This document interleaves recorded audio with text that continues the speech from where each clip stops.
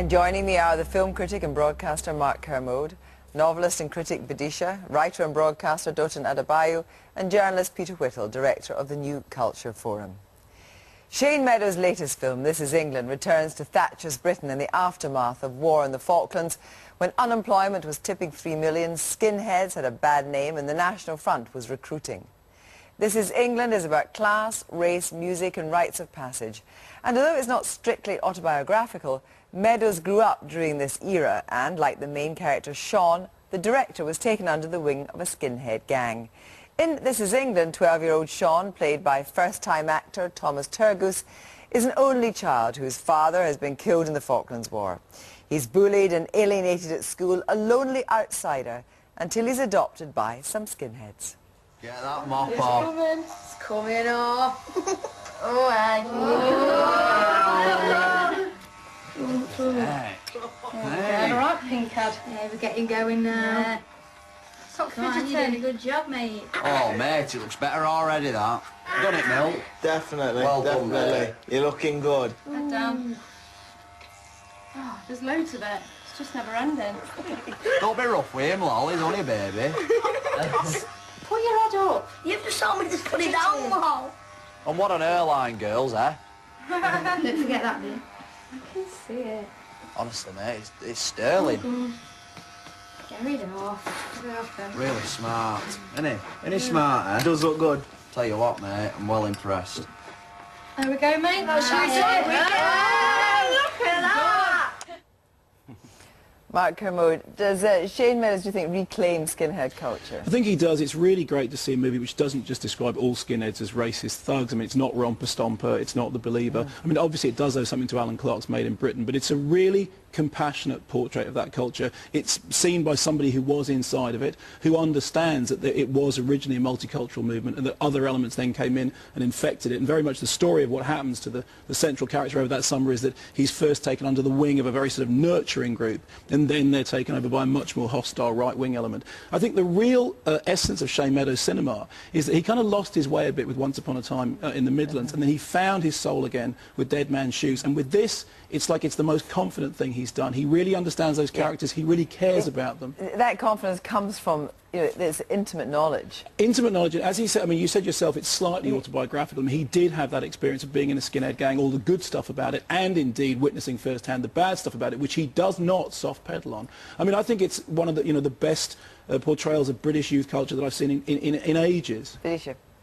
I would agree with that broadly. I think this film is a really interesting grab bag of 20 different ideas, and you could say that not all of them are brought out in full, because it's not just about youth culture and skinhead culture. It's also about masculinity, about what it's like to grow up without a dad, to miss a parent. It's a very simple coming of age tale, and I think what's really beautiful about it is that all the characters and all the narratives are working on a knife edge, so that at one moment you can have this beautiful natural banter between a group, and it's almost like looking at the royal family, or even a documentary. The acting is so virtuosic. It is very naturalistic, isn't it? Particularly the 12-year-old Turgoose.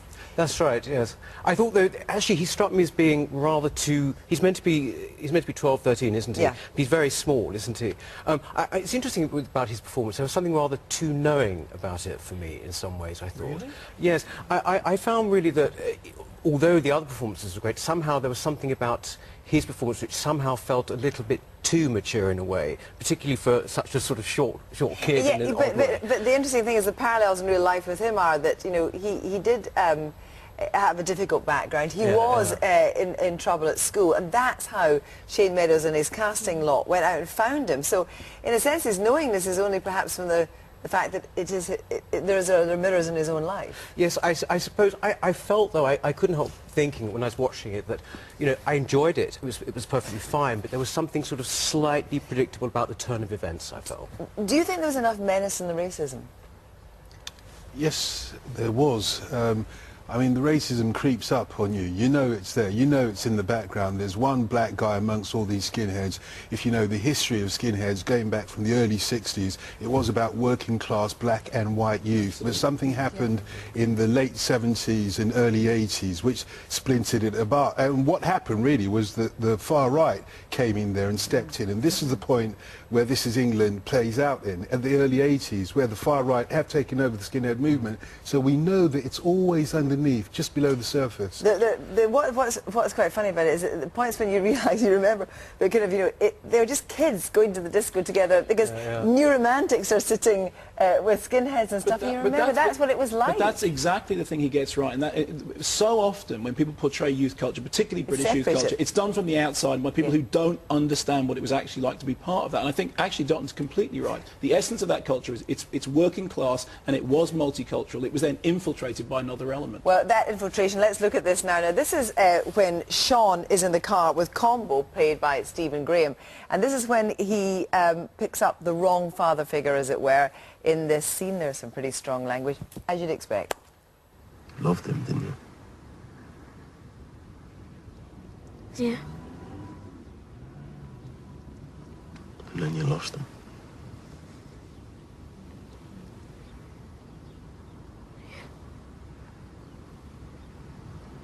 I know what it's like. To have people walk out on you. To have people just fucking leave you. It's honest, lad. I know how you feel. You ever want anyone to talk to? Someone to cry with? Or just to fucking have a hug? Or punch the fuck out of them, telling you I'll be there for you. Vidisha, I mean, Shane Meadows talks about the fact that it's a kind of, you know, a hymn to the past in a sense, because, you know, there's all the horrible stuff that's going on, but what there is really there, for better or worse, is community, and his feeling is that we just don't have that anymore.